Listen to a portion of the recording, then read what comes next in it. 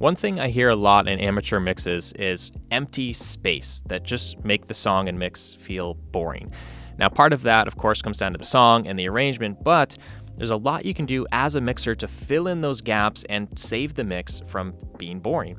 And I'm going to show you a mix of mine where I had to lean quite heavily on what I'm going to call filler effects, in this case a lot of delays and reverbs, to fill in a whole bunch of space in the mix, which otherwise would have sounded really empty and flat. And once you watch this video, I think you're going to start noticing and hearing these filler effects on a ton of pro mixes. So this is a song I mixed by a band called Dark Harbor. It's called I Can't Feel You. I'll just back up from the first verse to give you a little context.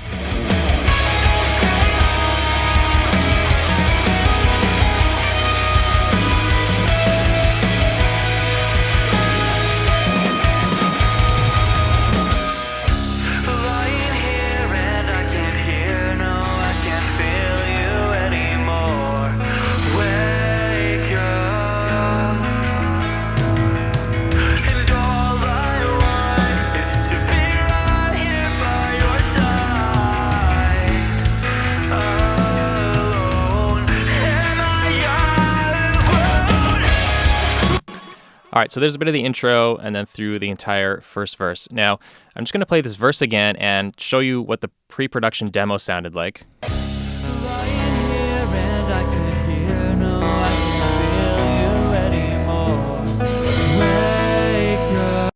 Okay, compared to the final mix, right?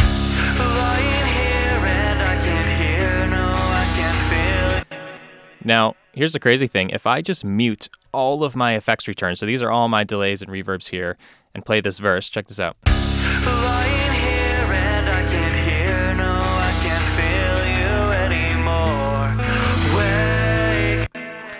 It's pretty flat, it's pretty empty and boring, right?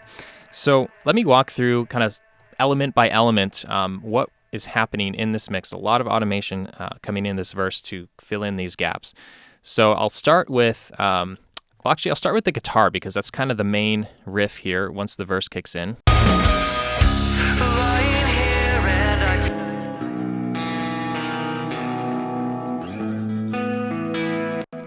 So let's disable all of these effects ends and we'll go one by one. So just the guitar here.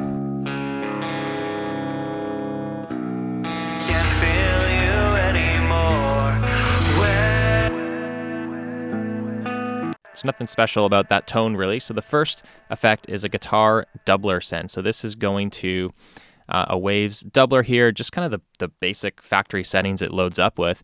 And this is just going to help spread out the guitar left and right a little bit and add some kind of coarse and flange effects.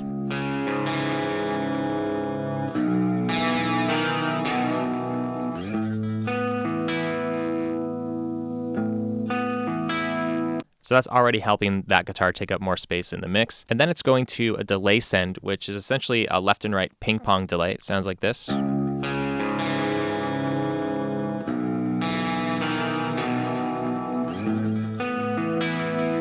So that's also designed to help spread it out left and right and lengthen the notes, again, take up more space in the mix. That's the overall theme here. Then this is going to a long plate reverb. Now, if you've watched my videos for any length of time, you'll know that this is pretty rare. I don't really use a lot of reverb in my mixes, but in this case, it just needed to take up more space. It was just too empty.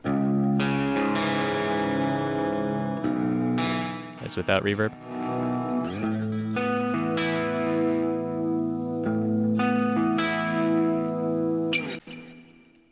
And then finally, I had a little bit of stereo delay. So this is just like a short, almost kind of slap left and right.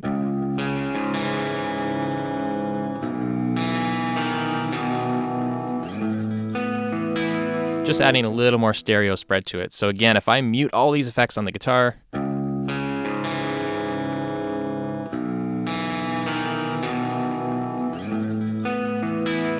pretty big transformation, right? Now, let's go to the drums before we hit the vocals. So the drums crash out and then there's just a little light cymbal work and then they kind of kick in with the rhythm pretty lightly.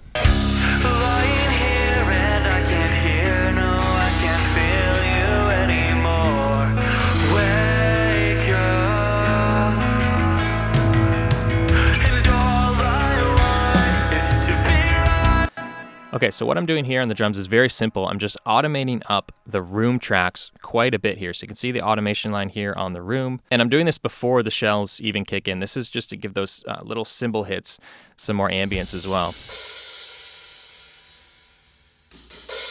If I mute the room. It's so dry, right? In the context of the mix. Now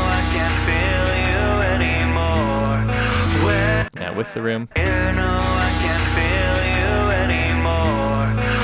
And then when it gets into the actual drum rhythm, here it is without the room tracks.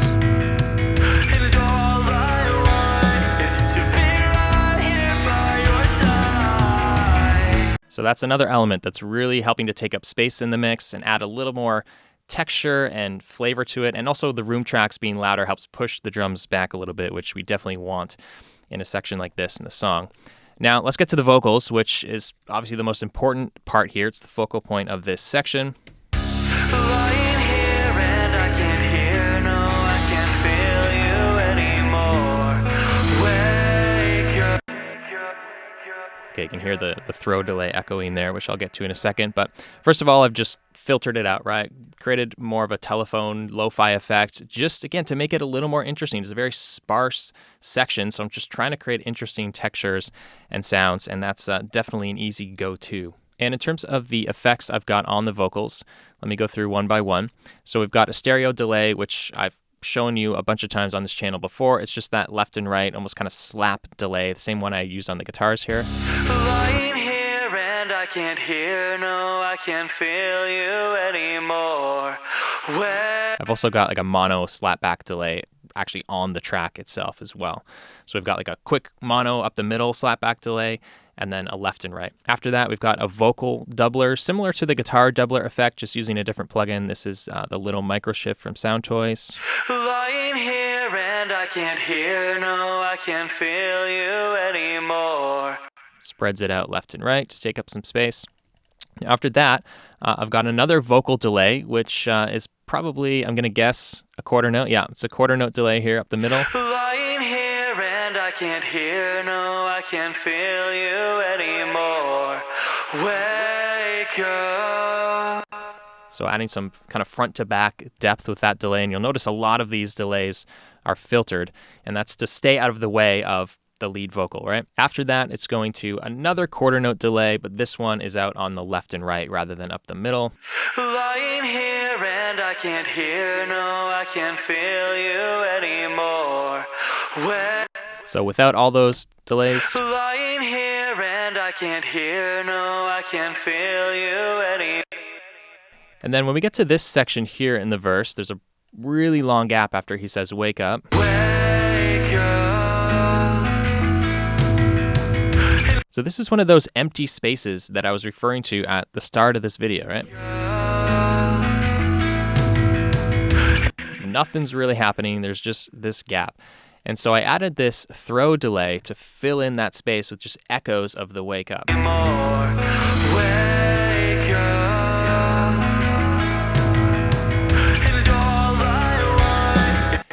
You hear how that's so much more interesting? Like, I'll play it without one more time. Wake up. Wake up. Fills in the space completely, and it gives your ear something to latch onto, like something to notice to fill in those couple seconds there. So that's just a simple delay. I think it's a half note delay.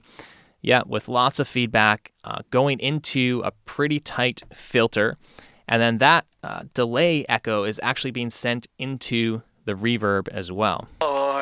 Wake up. And I'll show you the difference when that delay is not being sent into the reverb. Wake up. With the reverb. Wake up.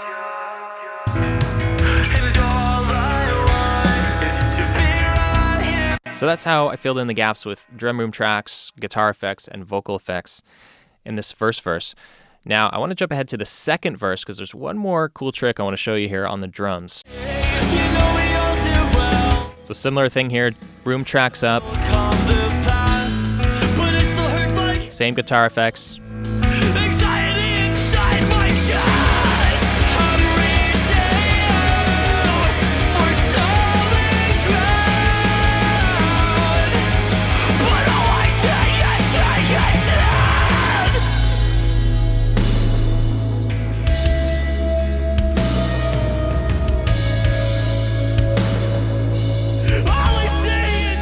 All right, so I want to show you how I process the drums specifically in that dropout there. And here's the pre-pro demo just for reference again.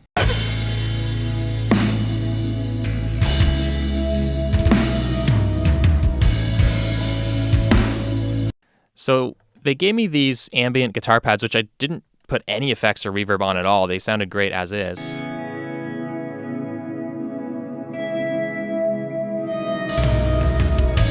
Obviously, I felt like this needed to be a really spaced out, verby vibe. So let me show you what I did to the drums here. Here it is soloed.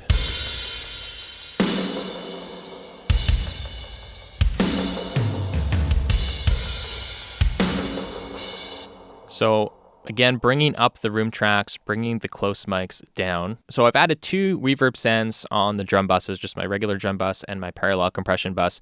These sends are not active until we hit this section. And the first one is just a basic small room reverb on the whole kit. Sounds like this.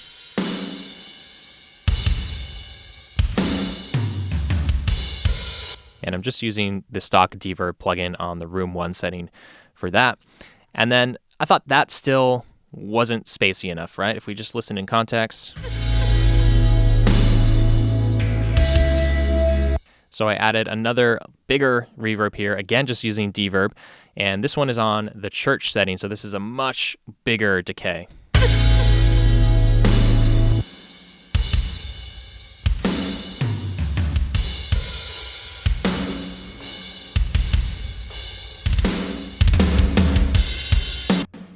So it's better, but I still wanted to fill in the gaps between the kick and the snare because there's just so much empty space there. So here's the delay effect that I put on the drums.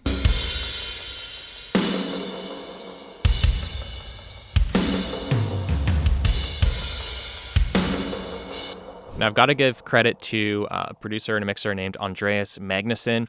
I heard this effect on the drums. I think it was on an Oh Sleeper record like many, many years ago, and I just caught it one day when I was listening to it on headphones. I was like, man, that's a really cool kind of filtered ping pong delay into a reverb effect he had on the snare, I think. And I totally went and tried to recreate that in my mixes, and it just fit perfectly here. So what that is, it's simply just a send on the kick and the snare only. And that's going into, where is it? This track here. So we've got waves H delay again, and this is set to ping pong, so it's 8th note on one side and a quarter note on the other side, and it's filtered out pretty heavily here.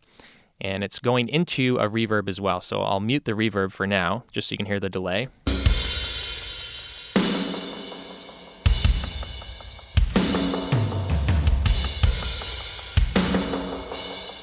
And there's even a tiny bit of modulation on that delay. So it kind of has that like up and down pitchy effect, just a little bit, not to be distracting, but just to give it a little more texture.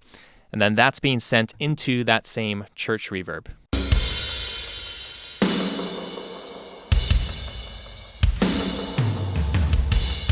I love that effect. It just sounds so epic. Here it is in the context of the mix again. I'll mute it and then bring it back in.